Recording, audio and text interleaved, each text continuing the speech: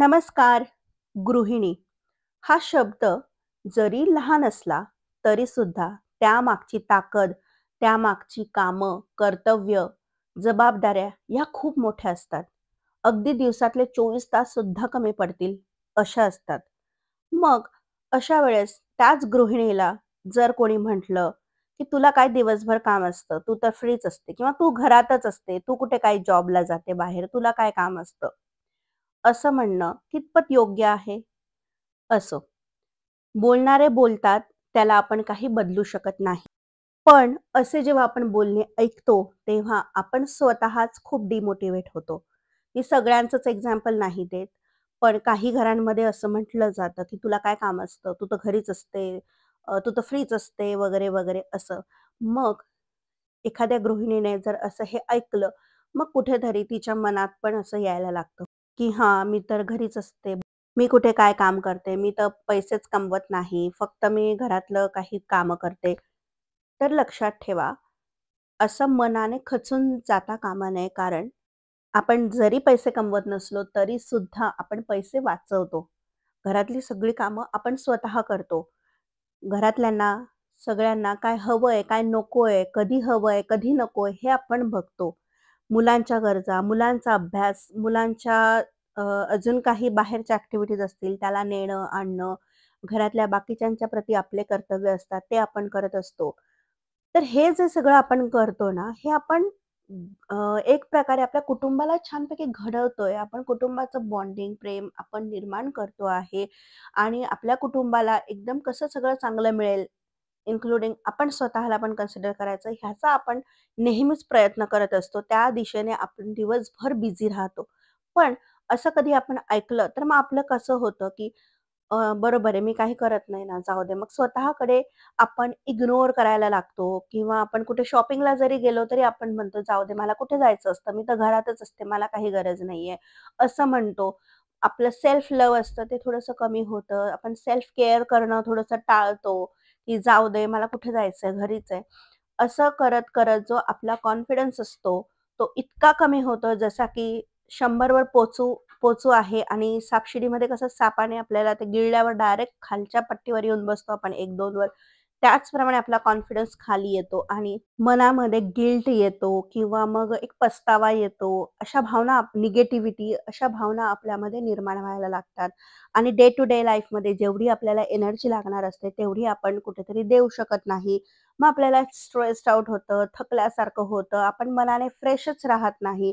किंवा छान असं मस्तपैकी घरात व्यवस्थित तयार होऊन, खूप तयार नाही, पण बेसिक तयार होऊन कामं करायची किंवा घरात वावरायचं, हे पण कधी-कधी आपण सोडून देतो. असं होतं. त्यामुळे ह्या ज्या गोष्टी असतात किंवा हे जे आपण कधी ऐकलं, की तुला काय काम असतं, तू घरात काय काम करते, तेव्हा मनाने अजिबात खचून जायचं नाही. कारण आपल्याला माहीत असतं आपण किती काम करतो आणि पैसे जर आपण कमवत नसू, तर आपण वाचवतो तेवढे नक्कीच. त्यामुळे स्वतःला नेहमी आरशासमोर जेव्हा आपण बघतो, तेव्हा स्वतःवरच प्राउड फील करायचा, की येस आय एम होममेकर. स्वतःला कमी लेखायचं नाही, की आपण गृहिणी आहोत. नाही, अजिबात नाही. स्वतःची काळजी घ्यायची व्यवस्थित, टापटीप राहायचं. अ, आपण जर फ्रेश तर आपण आपलं घर फ्रेश आपण ठेवू शकतो. घरातल्यांना आपण जे काही पाहिजे ते देऊ शकतो. त्यामुळे खचून जायचं नाही. अ, हे मी पण फेस केलेलं आहे. पण कसं मी बरेच वर्ष जॉब करत होती. त्यानंतर मुलांसाठी वगैरे मला जॉब थोडा सोडावा लागला कारण आम्ही यूएसला शिफ्ट झालो. आणि मग कुठेतरी ना मला एक मनातून यायला लागलं, की मी काय करते आहे? मी एवढं एज्युकेशन घेतलेलं आहे आणि जॉब मी सोडलेला आहे आणि मी घरातच आहे आणि मी काय करते? काहीच नाही करत आहे. जेव्हा असं मला वाटायला लागलं, तेव्हा कुठेतरी एक निगेटिव्हिटी माझ्या मनात यायला लागली. मग मला तयार व्हायचं मन करायचं नाही किंवा शॉपिंगला पण गेले तरी असं वाटायचं, "जाऊ मला नाही घ्यायचंय, मला नाही गरज आहे." असं करत स्वतःला ना डिग्रेड करत गेले मी. त्यानंतर एका पॉइंटला असं मला हिट झालं, की मी हे काय करतीये? This is not me. म्हणजे हे असं नाही चालणार, बरोबर आहे. जेव्हा मला बाळ झाले, तेव्हा मी त्यांचं जेव्हा करत होती, तेव्हा वाटलं मला, बापरे! हा तर खूप मोठा टास्क आहे आणि आपण हा करतोय. तेव्हापासून ठरवलं, की नाही, घरात जरी आहे, तरी आपण खूप छान कामं करतो आहे, घरातली कामं करतो आहे आणि आपलं शिक्षण काही वाया जात नाही.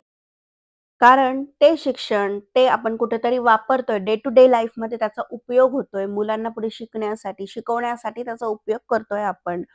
त्यामुळे नॉलेज आणि कधी एकदा घेतलेलं कधीच वाया जात नाही. म्हणून मग तो एक गिल्ट मी मनातून काढून टाकला आणि जेव्हा मी प्राउडली म्हणायला लागले, "हो, मी होममेकर आहे." तर हे असं असतं आणि खरंच म्हणजे जे जॉब सांभाळता महिला आणि त्यांना नंतर घर पण सांभाळावं लागतं, त्या तर great, hats off to them. कारण दोघं सांभाळताना जी तारांबळ उडते, ती तर कसरतच असते.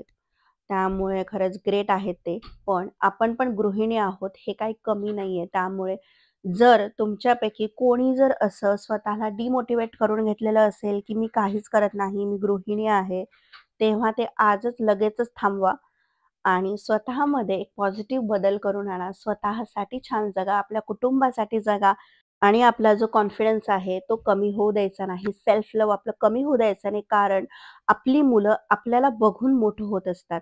ते आपल्याला ऑब्झर्व्ह करतात, की आपली मम्मा कशी करते आहे किंवा कसं तिचा कॉन्फिडन्स आहे, ती कशी बोलते, कशी राहते, हे मुलांना समजतं बरोबर आणि ते कळत-नकळत आपल्याकडून बऱ्याच गोष्टी शिकत असतात. त्यामुळे स्वतःवर प्रेम करा. खूप छान आपली घरात असतो तरी सुद्धा काय झालं, काळजी घ्यायची आपली स्वतःची. आपल्याला प्रायोरिटी द्यायची, छानपैकी मस्त ब्रेकफास्ट करायचा, व्यायाम करायचा. हे गोष्टी इग्नोर करायच्या नाही. गृहिणी म्हणून मोटिव्हेट कसं राहायचं, याचा मी एक व्हिडिओ घेऊन येईल. तुम्हाला जर तो ऐकायचा असेल तर कमेंट करून सांगा. म्हणजे जेव्हा मी असा विचार करायचे, त्यानंतर मी स्वतःला कसं बदललं, त्या काही टिप्स आहेत, त्या तुमच्यासोबत शेअर करायला मला आवडतील. जर तुम्हाला व्हिडिओ पाहिजे असेल तर कमेंट करून नक्की सांगा. आणि जर तुम्हाला कोणी विचारलं, की "तुम्ही काय करतात?"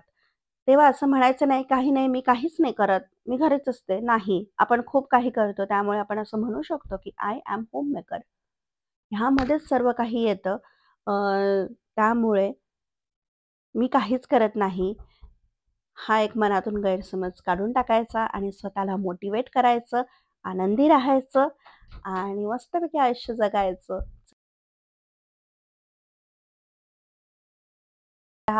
बाय द वे इथे मी जेवणासाठी भुर्जी केलेली होती.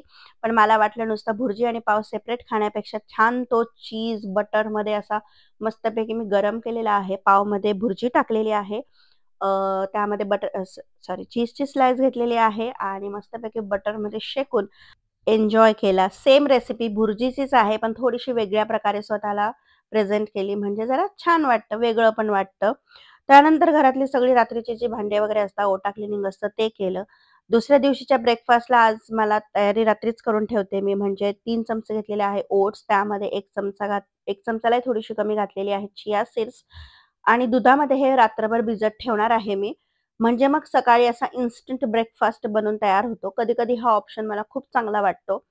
ह्यामध्ये ड्राय फ्रुट्स टाकू शकता. तर मी इथे फक्त टाकलेले आहेत खजूर आणि जेव्हा सकाळी हे भिजून छान तयार होईल, ओट्स फुलतात रात्रभरातून छानपैकी, तर मग त्यामध्ये मी एखादं फळ टाकेल. त्यानंतर दुपारच्या म्हणजे दुसऱ्या दिवशी मला मूग लागणार होते, म्हणून मग ते रात्री मी भिजवून ठेवत आहे. रात्री कोणतं ना कोणतं तरी असं कडधान्य भिजत ठेवलं, तर मग सकाळी इन केस डब्यासाठी आपल्याला घाई पण झाली, तर पटकन कुकरला लावून भाजी करून देता येते. झटपट होते. त्यामुळे मी बऱ्याच वेळा रात्री असे वेगवेगळ्या प्रकारचे कडधान्य भिजवत असते. एकतर नाश्त्यासाठी उपयोग होतो किंवा मग भाजीसाठी, दुपारच्या भाजीसाठी, टिफिनसाठी किंवा मग अगदीच रात्रीच्या भाजीसाठी उपयोग होतो त्याचा. तर हे पण मी भिजत ठेवलेलं आहे. आता एकदा मी शेगडीचा नमस्कार करते, लाईट बंद करते. आता थेट मी दुसऱ्या दिवशीचा व्हिडिओ आहे हा. तर हे बघा ओट्स एकदम मस्त भिजलेले आहेत दुधामध्ये आणि शक्यतो ओट्स दूध भिजवून किंवा मग भाजून खायचे असतात. म्हणजे त्यामुळे गॅस, ब्लोटिंग काही होत नाही. त्यामध्ये मी एक बनाना टाकलेला आहे आणि असं मस्तपैकी हेल्दी ब्रेकफास्ट मी खाणार आहे. तेव्हा पुन्हा भेटूयात नवीन एका व्हिडिओमध्ये. तोपर्यंत स्वस्थ राहा, मस्त